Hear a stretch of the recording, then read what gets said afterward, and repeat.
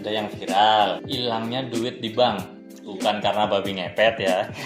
Skimming. Jadi apa itu skimming? Itu sebuah metode untuk membaca data magnetik yang terdapat pada kartu debit atau kartu kredit secara ilegal.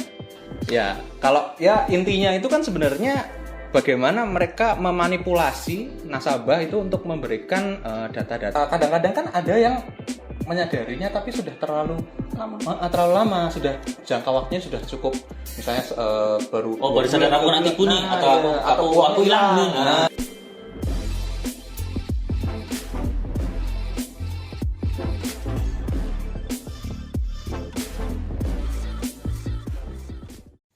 Halo guys. Halo. Guys. Yuk, selamat datang di podcast Orba. Podcast ini belum eksklusif di Spotify.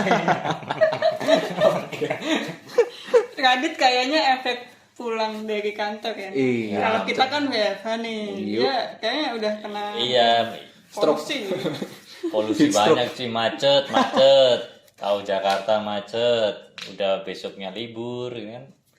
Oh iya, besok libur ya? Besok libur cuy. Ya ini podcast diambil sebelum hari Rabu ya guys, hari Selasa berarti. Kita ambil podcast ini hari Selasa, sehari H-1 sebelum tayang. Ini pertama kali kita take podcast H-1. Kejar tayang banget pokoknya, ini demi kalian. Ya, demi kalian. Dan oh ya teman-teman, kita juga reminder kalau kita itu tiap hari Rabu sore. Insya Allah. Ya. Doakan kita bisa tetap konsisten ya guys. Itu iklannya sudah selesai ya.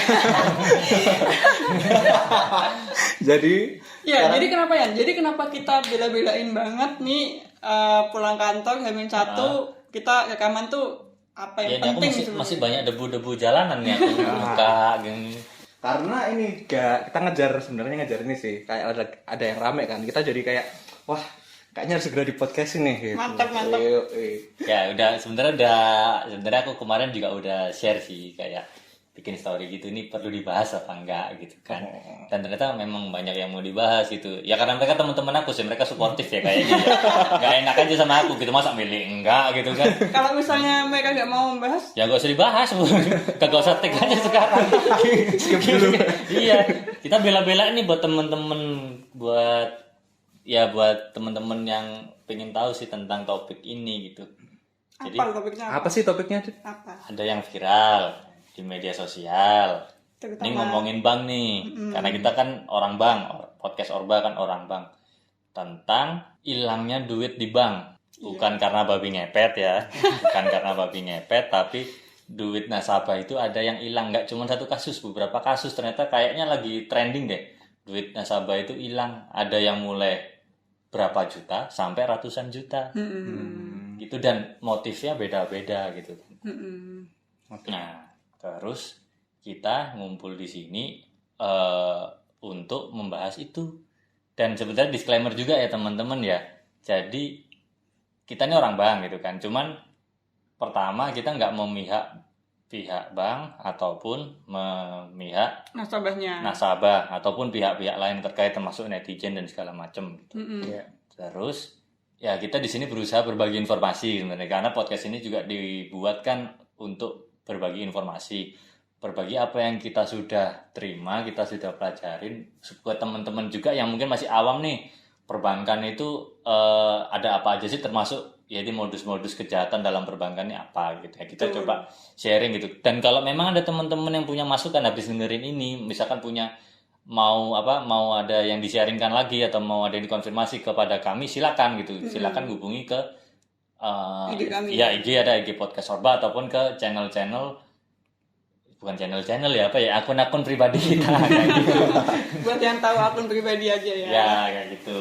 Dan itu sebenarnya kita bukannya kita masuk ke dalam kasus itu, maksudnya kita sebagai orang bank kita nanganin kasus itu enggak, tapi awalnya kita juga baca-baca kok dari artikel, dari apa, kita juga mengumpulkan informasi apa aja gitu. Nah, terus sekarang kita bahas ya. Jadi ada kasus. Ini aku kemarin baca ya, udah baca sih, rame di media sosial, ada yang di Twitter, ada yang di Facebook, ada yang masuk media online juga gitu kan.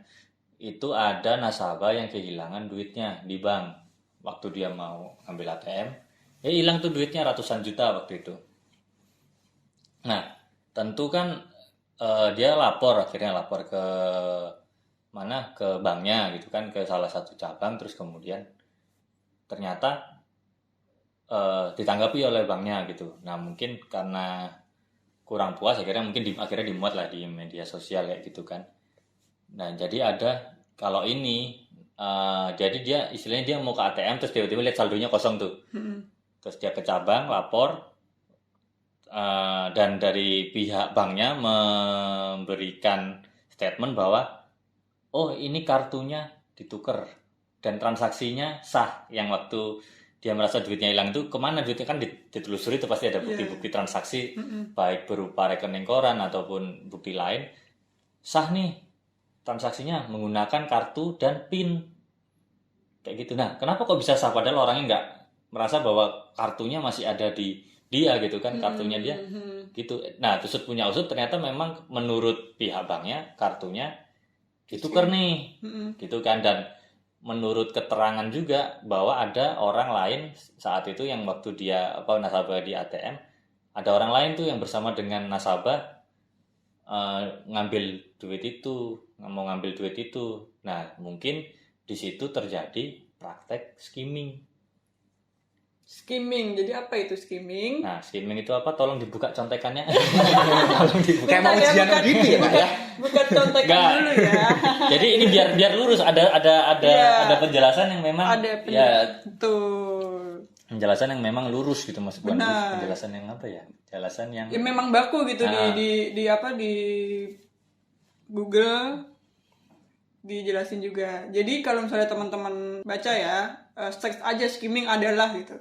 Itu sebuah metode untuk membaca data magnetik yang terdapat pada kartu debit atau kartu kredit secara ilegal dengan memodifikasi hardware atau software alat pembayaran atau menggunakan alat pembaca kartu atau skimmer. Itu terutama berarti untuk kartu-kartu yang masih pakai magnetic stripe gitu. Itu skimming ya, pada ini ya bakunya ya. Sebenarnya kalau misalnya itu program dari OJK sekarang untuk mengatasi magnetic stripe ini, jadi kartu-kartu apapun sekarang harus pakai chip. Jadi chip itu salah satu langkah preventif dari OJK untuk melindungi nasabah-nasabah bank gitu, biar nggak kena skimming. Nah, skimming ya, itu teman-teman skimming. Jadi banyak modusnya skimming itu. Kita bisa rentan skimming di mana aja. Pertama ATM. Jelas ATM itu banyak yang akhirnya dimodifikasi kan, mulai dari tempat masukkan kartunya, terus dari lubang tombolnya itu dikasih kamera atau segala macam, atau dikasih plat segala macam di lubang uangnya untuk menahan uangnya supaya nggak keluar. Itu skimming nggak sih? Ya skimming kan, itu juga skimming. Dan di tempat-tempat yang kita nggak duga, misalkan nih aku mau naruh laundry nih gitu kan, naruh laundry bayarnya pakai kartu digesek ya, atau di situ bisa bayar di supermarket gitu kan, di supermarket gitu, atau ya pembayaran yang menggunakan kartu kita tuh sebenarnya berpotensi juga untuk terjadi skimming gitu kan. Kayak gitu. Makanya sekarang juga banyak banget nih bank-bank udah pada pakai QRIS ya, yang dari BI itu QRIS ya namanya. Nah itu juga sebagai langkah preventif juga biar kita nggak kena skimming. Pembayaran langsung scan dari HP gitu kan? Scan dari HP. Tidak menggunakan kartu. Iya, siapa sih maksudnya kalau misalnya generasi kita semuanya pasti udah punya smartphone. Kalau bisa ya pembayaran juga diminimalisir gitu. Dulu ini ya, zaman dulu meminimalisir pembayaran pakai cash gitu. cashless society dulu. Sekarang udah cardless. Zamannya udah cardless. Kalau bisa scan, kenapa harus gesek? Moneyless, cardless, habis itu besok payless. Gak usah Satu dong. Tidak bermaksud sponsor ya tadi saya. Anda bilang sepatu jadi sponsor. Oke guys, tadi kan itu ya, kita kan bahas itu preventif dan tindakan-tindakan lain yang dari otoritas sama dari bank gitu ya. Nah sekarang tapi harus disadari juga kalau misalnya ini juga harus dari dari dua sisi juga, nggak cuma dari bank maupun otoritas yang mengusahakan keamanan itu, tapi dari sisi kita juga sebagai nasabah gitu kan. Misalnya tadi selain skimming itu kan kalau di ATM paling sering ada social engineering ya, Mm-mm. Pak, biasanya ya. Apa itu social engineering? Waduh, itu saya nggak tahu bakunya ya. Tapi yang Nah, jelas, kalau baku-baku urusan IGA. iya, Ya, bagian bisa setting nih, ya. guys. Ngetik dulu, ngetik. Social engineering Iya. adalah ya kalau ya intinya itu kan sebenarnya bagaimana mereka memanipulasi nasabah itu untuk memberikan data-data gitu ya. ini tak kasih contekan Oh, ya. kan oke. Mau memanipulasi, bener kan di sini memanipulasi psikologis dari seseorang dalam melakukan aksi atau menguak suatu informasi rahasia gitu ya. Informasi di sini maksudnya apa ya?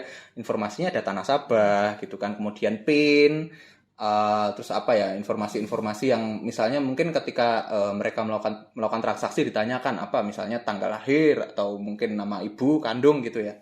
Nah, itu paling sering terjadi di ATM nih. Ketika misalnya tuh ATM-nya ada entah dilakukan apa supaya apa namanya nggak bisa ngambil itu maksudnya sudah di Modifikasi. terkompromis ya oleh fraudsternya itu, kemudian tidak bisa keluar gitu kan. Nah itu nanti kan biasanya di ATM itu ada tuh nomor yang harus dihubungi jika misalnya jika misalnya ada kegagalan transaksi. Nah, itu bisa diganti oleh fraudsternya gitu. Mungkin dan mereka bisa nanti memperoleh selain informasi PIN, kemudian ada nomor yang dikirimkan lewat SMS gitu atau misalnya OTP. WhatsApp ya OTP itu. Nah itu nanti jika nasabahnya panik itu kan dia nggak sadar tuh ya. Padahal kalau misalnya ada kita aware itu nomor untuk pengaduan nasabahnya kan untuk masing-masing bank udah spesifik ya biasanya. Kayak gitu. Itu salah satu yang paling sering terjadi sih. Kemudian atau mungkin juga ada yang pura-pura mau nolongin nih ceritanya. Oh ya Bu, saya coba tolongin, tolong kasih saya Nah, PIN-nya. ini mungkin yang terjadi pada kasus yang tadi aku ceritain di depan. Ada orang yang bersama dengan dia, ya mungkin niatnya menolongin apa, berarti mungkin udah ada dimodifikasi. Kita nggak tahu ya, karena keterangan dari bank juga tidak cuman menyebutkan bahwa ada itu, ada Ini yang kemungkinan aja gitu kan. Bisa sih, bisa jadi kayak gitu sih. Dan social engineering itu contoh lainnya ya yang paling sering sih ya, marketplace kan. Bapak dapat hadiah gitu. Nah, terus habis itu dikirimin OTP gitu kan. OTP itu kan termasuk data rahasia ya. Jadi nggak boleh orang lain tahu gitu kan, dan jangan percaya juga. Itu social engineering itu istilahnya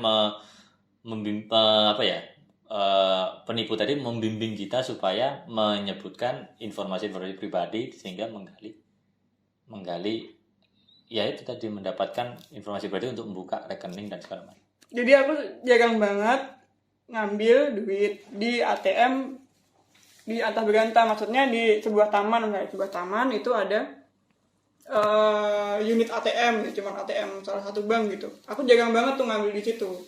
Sebisa mungkin itu ngambil duit di ATM yang ada cabang bank itu gitu. Itu ya walaupun sebenarnya kemungkinan masih ada ya, cuman biasanya kan ATM cabang itu lebih aman, karena ada security-nya atau apa gitu. Terus yang kedua, kalau aku biasanya memastikan setiap transaksi apapun ya, mau gesek mesin EDC, habis dari ATM atau apapun itu, biasanya aku ngecek di balik kartu itu ada tanda tanganmu atau enggak. Jadi sebisa mungkin kita harus menandatangani semua kartu kita. Itu penting, guys. Ya kadang itu kadang kita lupa gitu. Iya, karena kita nggak mungkin hafal nomor kartu kita. Jadi yang kita hafal kan tanda tangan kita.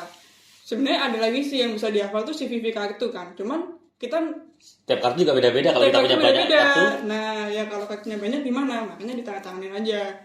Nggak tanda tangan juga nggak apa-apa sih, kayaknya kayak ada tanda atau apa gitu yang menunjukkan itu kartu kita yang bisa kita kenalin gitu.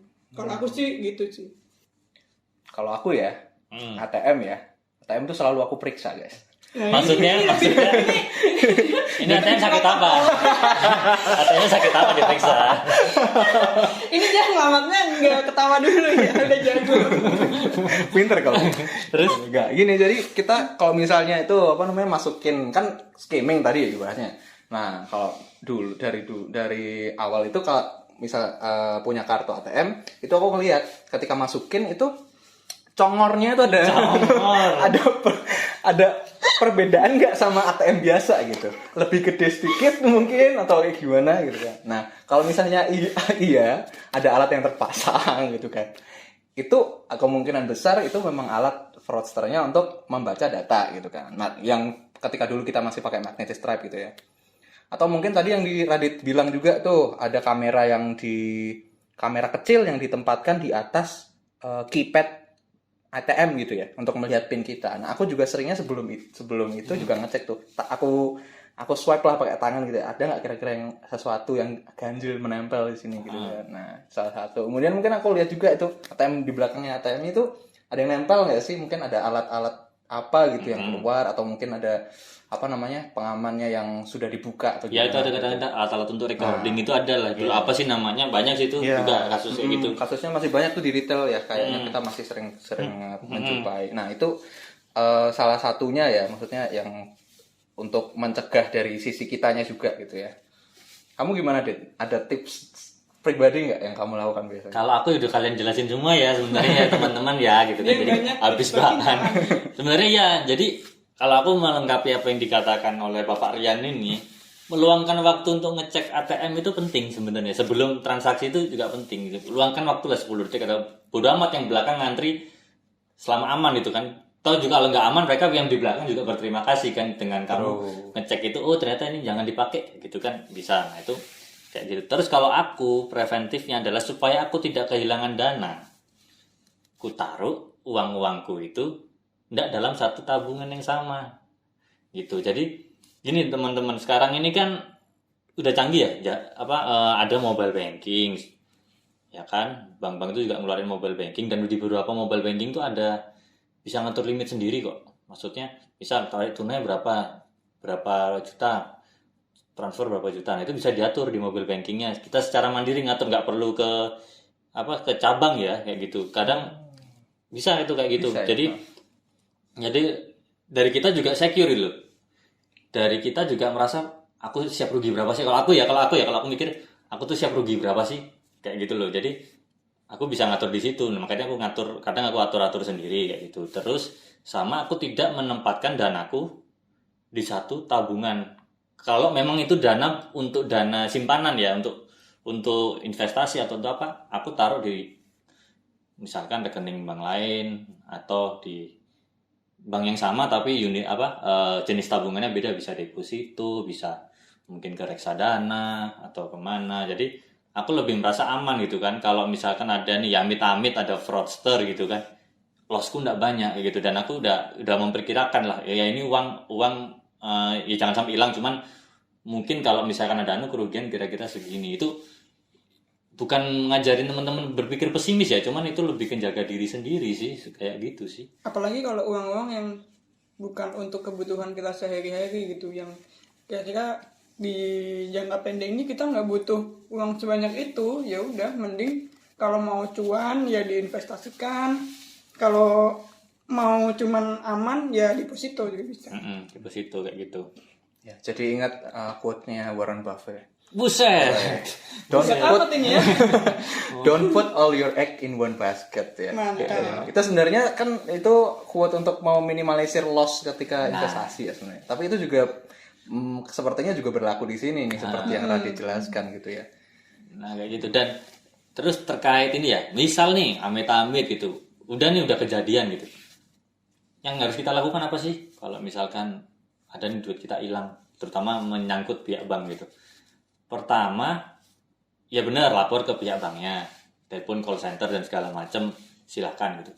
Kedua, kalau memang merasa perlu, lapor ke pihak berwajib sebenarnya. Karena gini teman-teman, ada kasus juga gitu kan.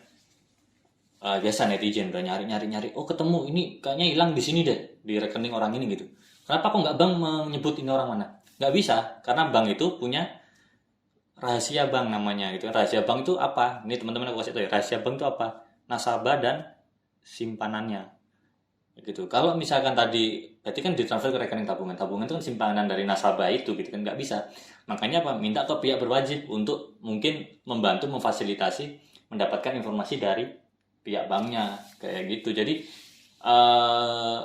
daripada gitu kan Bapak Ibu sekalian nasabah gitu ke media sosial, malah informasi Bapak Ibu malah tersebar di media sosial. Mungkin coba aware juga dengan bagian itu ya. Mungkin kalau memang cara itu bisa mempercepat proses Bapak Ibu untuk mendapat pengembalian dana nggak apa-apa. Cuman hati-hati juga sama data pribadi Bapak Ibu juga gitu kan. Bisa jadi Bapak Ibu malah jadi kena serang fraudster yang lain gitu loh. Yang modusnya beda-beda, karena ya kalau prinsip aku itu maling satu kali lebih jago daripada bagian yang nangkep kayak One gitu step kan. ahead One dari step kita. ahead. Nah, Pastilah ya. Makanya ya semua itu pasti keamanan itu pasti ada testingnya dulu gitu kan ya, untuk memprevent hal. ya sebenarnya kalau kita ketika kita kerja di bank ya terus terang aja pasti kita udah lah, dari bank itu udah ada sistem yang untuk melindungi nasabah juga gitu kan. Kita kan istilahnya totalitas juga untuk melayani nasabah. Cuman ya kembali lagi ke diri sendiri gitu loh. Ya. Kita juga harus bisa jaga diri kita sendiri. Terus, jadi dua sisi gitu ya Pak ya. Nah itu tadi kan kita udah bahas preventive dan correction. Sebenarnya masih ada satu sih, nih apa namanya, detection. Nah tadi kan mungkin kita udah gimana sih untuk mencegah gitu ya, dari sisi kita maupun di sisi bank. Kemudian ada korektifnya seperti apa kalau misalnya kita. Nah untuk korektif itu kan kita harus tahu dulu nih. Kadang-kadang kan ada yang menyadarinya tapi sudah terlalu lama, sudah jangka waktunya sudah cukup, misalnya baru baru sadar aku nanti kuning atau aku hilang nih. Nah, salah satunya sebenarnya salah satu tips ya guys, sebenarnya itu ini sih, daftar ke mobile banking sih menurutku ya. Yang SMS itu dapat Betul. notifikasi SMS atau email itu kan. Yes, true. Jadi ini sekalian mungkin setengah marketing ya. Iya, Maksudnya lebih selain mobile banking itu kan, selain kita praktis untuk melakukan transaksi, di situ juga informasi-informasi terkait permindahan dana kita dari satu rekening itu kan kita akan terlihat gitu ya, tercatat gitu. Jadi kita bisa langsung tahu. Kemudian kalau kita mengaktifkan notifikasi baik itu SMS maupun email, kita kan akan tahu kalau misalnya ada perpindahan dana berapa juta misalnya ke rekening mana gitu, atau mendapatkan dana dari mana gitu. Nah itu mempercepat ya mungkin supaya nasabahnya segera sadar gitu ya.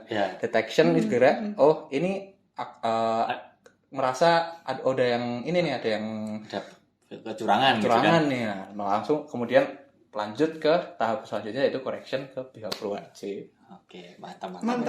Emang Iya yang biasa belajar di perpus itu.